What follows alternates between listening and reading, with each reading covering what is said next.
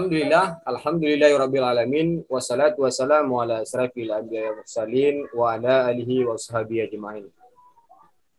Bersyukur kehadirat Allah Subhanahu wa taala di mana Allah sampai hari ini masih memberi kita umur panjang, kesehatan dan juga kesempatan sehingga kita masih bisa melakukan aktivitas kita sehari-hari. Selawat beriring salam, mari sama-sama kita kirimkan ke pangkuan alam Nabi besar Muhammad sallallahu alaihi wasallam yang telah merubah pola kehidupan kita dari gelombang jahiliyah atau gelombang kebodohan pada tempat tepi pantai ilmu pengetahuan sebagaimana kita rasakan sekarang ini. Anak-anak Bapak yang Bapak banggakan,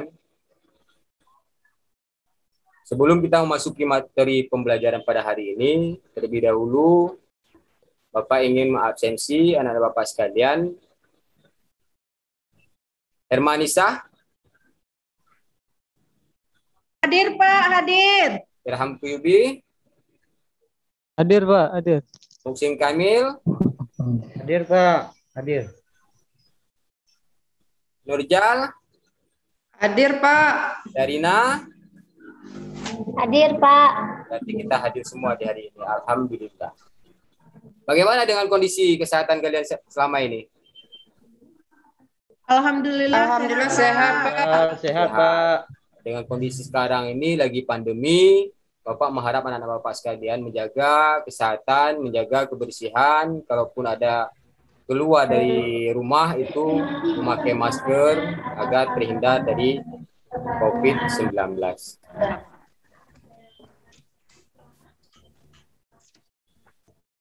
Baik anak-anak Bapak sekalian, sekarang sudah siapkah untuk belajar? Siapa? Siapa? Nah, segera mempersiapkan buku dan juga peralatan lain untuk proses PBM kita pada hari ini.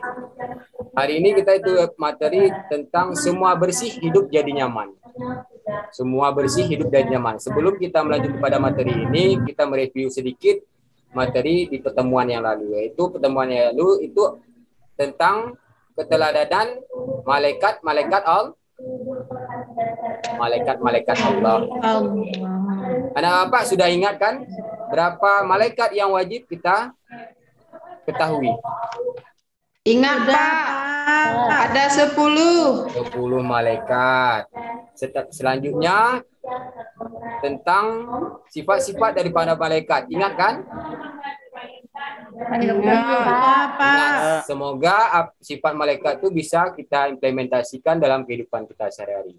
Baik nak, sekarang kita lanjut terus kepada materi yang sekarang itu semua bersih hidup jadi nyaman. Yang pertama sekali yaitu kalau kebersihan itu lebih identik dengan taharah. Taharah untuk mencapai kesucian dalam taharah itu yang pertama sekali itu harus wudu, mandi wajib dan tayamum. Itu jenjangnya.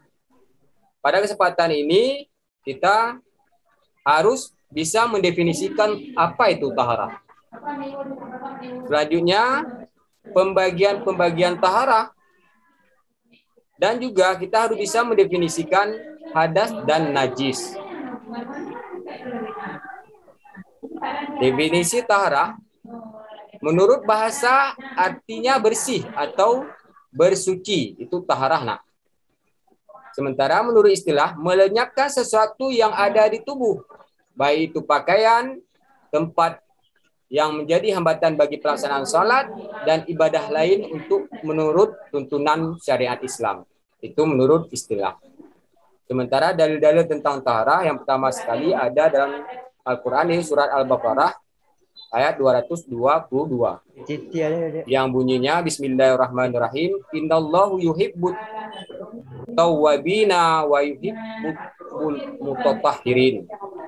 Yang artinya sesungguhnya Allah mencintai orang-orang yang bertobat dan orang-orang yang menyucikan diri. Berarti Allah mencintai orang yang selalu suci, selalu bersih dalam kehidupannya, terutama dalam melaksanakan ibadah terhadap Allah Subhanahu wa taala. Dan juga dalilnya yaitu tersebut dari dalam hadis Nabi. La yaqbalullahu salatun bighairi tahura. Artinya Allah tidak menerima salat seseorang yang tidak dalam keadaan suci. Intinya kita dalam melaksanakan ibadah, apapun ibadahnya, itu kesucian merupakan hal yang utama, terutama salat. Di sini jelas disebut oleh Rasulullah SAW bahwa salat yang kita lakukan tidak akan diterima oleh Allah apabila kita dalam keadaan tidak suci. Bagaimana anak-anak Bapak sekalian? Dengar, Bapak? Dengar, Pak. Sinyalnya bagus? Bagus, Pak. Alhamdulillah bagus, Pak. Slide-nya jelas nampak? Jelas. Alhamdulillah. Pembagian taharah. Taharah itu dibagi menjadi dua bagian. Yang pertama taharah batin, yang kedua taharah lahir. Yang mana taharah batin? Taharah batin adalah membersihkan diri dari berbagai macam kemusyrikan dan kemaksiatan. Bagaimana kita menyucikan diri dari kemusyrikan dan kemaksiatan? Yaitu dengan menguatkan ketauhidan dan beramal salih. Kita selalu melakukan amalan-amalan baik dan selalu taat kepada Allah, niscaya kita akan terjauh daripada sifat kemusyrikan dan sifat kemaksiatan lainnya. Selanjutnya, taharah lahir. Apa itu taharah lahir? Adalah bersuci dari kotoran, hadas, dan najis-najis. Bagaimana kita bisa mensucikan diri dari kotoran, hadas, dan najis-najis? Yang pertama sekali, itu berwudu. Itu apabila najisnya yang bisa dibersihkan dengan cara berwudu. Selanjutnya mandi atau tayamum. Itu tayamum dilakukan apabila tidak ada air. Dan juga membersihkan najis dari pakaian dan badan dan juga tempat salat. Itu juga dengan cara mensucikan dengan air.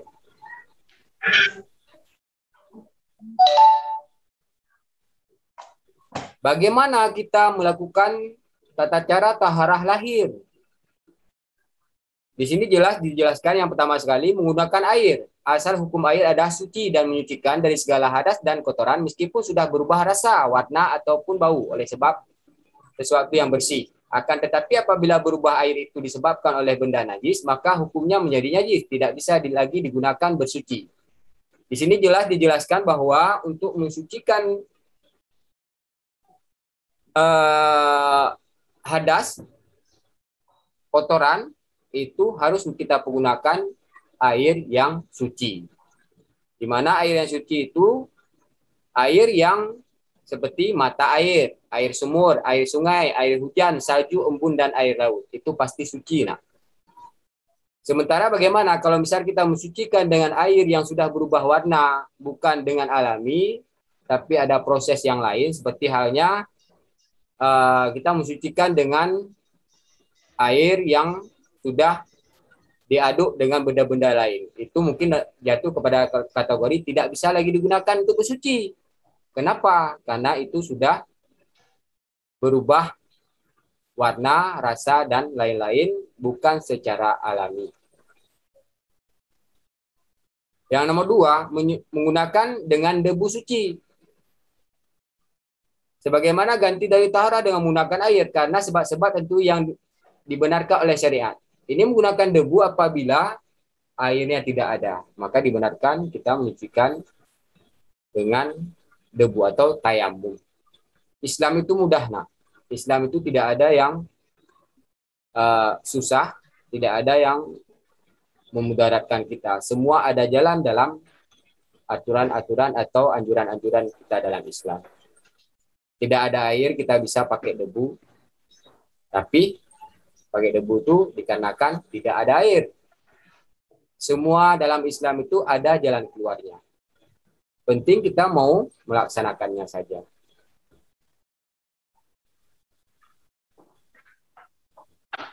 Selanjutnya, definisi hadas dan najis. Apa itu hadas? Apa itu najis? Hadas adalah sesuatu yang menyebabkan sesuatu tidak sah melakukan ibadah tertentu seperti salat. Itu masuk dalam kategori hadas. Najis adalah sesuatu yang datang dari dalam diri tubuh manusia ataupun dari luar tubuh manusia yang dapat menyebabkan tidak sahnya badan, pakaian atau tempat untuk dipakai untuk beribadah. Itu masuk dalam kategori najis. Selanjutnya kita masuk ke dalam macam-macam najis. Najis itu dibagi menjadi 3. Yang pertama sekali najis mukhalafah. Itu najis ringan. Di mana najis contohnya seperti air kencing bayi yang belum berusia atau 2 tahun dan belum makan selain air susu ibu. Itu masuk dalam kategori najis ringan. Selanjutnya najis mutawassithah, najis sedang. Ini ada hukmiyah. Benda suci yang terkena benda najis dan masih bisa disucikan. Itu masuk dalam kategori hukmiyah. Selanjutnya ainiyah. Benda yang pada asalnya memang najis dan tidak bisa disucikan. Itu masuk dalam kategori najis sedang. Selanjutnya itu najis mukhalladah. Najis berat. Itu seperti air liur, anjing atau babi atau keturunannya. Itu tidak bisa dicucikan cuma dengan mencucikan biasa. Tapi lebih cenderung kalau kita bisa dijilat oleh anjing ataupun terkena dengan tubuh anjing, kita lebih menyucikan dengan sama. Dari beberapa hal yang sudah Bapak jelaskan tadi, apa sudah dimengerti, nak? Ada yang ingin ditanyakan? Ngerti, Pak. Mengerti, Pak. Kalau memang ada yang belum jelas, silakan anak Bapak menanyakan supaya semua yang kita pelajari pada hari ini bisa kita implementasikan dalam kehidupan kita sehari-hari. Karena kebersihan ini memang harus selalu kita lakukan, baik itu dalam melaksanakan ibadah maupun dalam kehidupan kita sehari-hari. Ada yang ingin bertanya?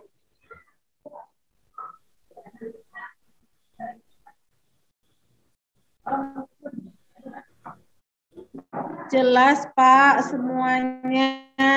Sudah jelas, berarti alhamdulillah. Pak, Berarti dari materi pada hari ini dapat kita tarik kesimpulan bahwa terutama sekali tentang taharah. Taharah itu sudah Bapak jelaskan tadi, taharah itu dibagi menjadi 2 bagian, yaitu taharah batin dan taharah lahir. Yang mana taharah batin? Taharah batin itu letak pada diri kita sendiri, yaitu terutama pada hati dan juga pada perbuatan kita. Itu bagaimana untuk menghilangkan ranah-ranah yang masuk dalam tidak bersihnya batin, seperti kemusyrikan dan kemaksiatan. Itu dengan menguatkan diri pada ketauhidan atau selalu beramal saleh atau melaksanakan perintah-perintah Allah. Niscaya kita akan jauh dari kemusyrikan dan itu akan menyucikan kita dari hal-hal yang tidak baik. Itu masuk dalam kategori taharah batin. Selanjutnya taharah lahir, yaitu bersuci dari kotoran, hadas dan najis. Bagaimana kita menyucikan diri dari kotoran, hadas dan najis, yaitu dengan cara berwudu, mandi atau tayamum.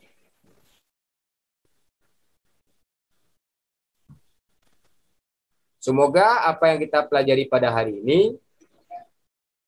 itu bisa kita laksanakan pada kehidupan kita sehari-hari. Kita dalam mempelajari ini bukan hanya sekedar membaca atau menghafal, tetapi apa yang kita pelajari itu harus bisa kita implementasikan dalam kehidupan kita sehari-hari. Mungkin materi pada hari ini kita padai sampai di sini dulu. Nanti Bapak akan sharekan ke grup WA kelas tentang kelanjutan daripada materi semua bersih hidup dan nyaman. Ini panjang, nak. Di sini juga nanti tertera tentang bagaimana tata cara kita melakukan mandi wajib. Bagi perempuan juga bagaimana apabila telah tiba masa atau saat menstruasi, bagaimana kita mencucikan diri, itu juga tertera nanti di materi yang Bapak share ke grup WA kalian. Semoga materi itu terus dibaca di pertemuan akan datang, kita akan masuk ke materi selanjutnya itu. Jadi kita akan bahas setidaknya dengan kita membaca materi yang sudah Bapak kirimkan ke grup WA nanti, itu nanti sudah menjadi sebuah bahan dan tidak terlalu panjang Bapak harus menjelaskannya. Dan pasti anak-anak Bapak sudah cepat untuk mengerti. Mungkin pada hari ini kita padai sampai di sini dulu. Akhirul kalam, billahi fasal billah haq fasbiqul khairat. Wassalamualaikum warahmatullahi wabarakatuh. Waalaikumsalam warahmatullahi wabarakatuh.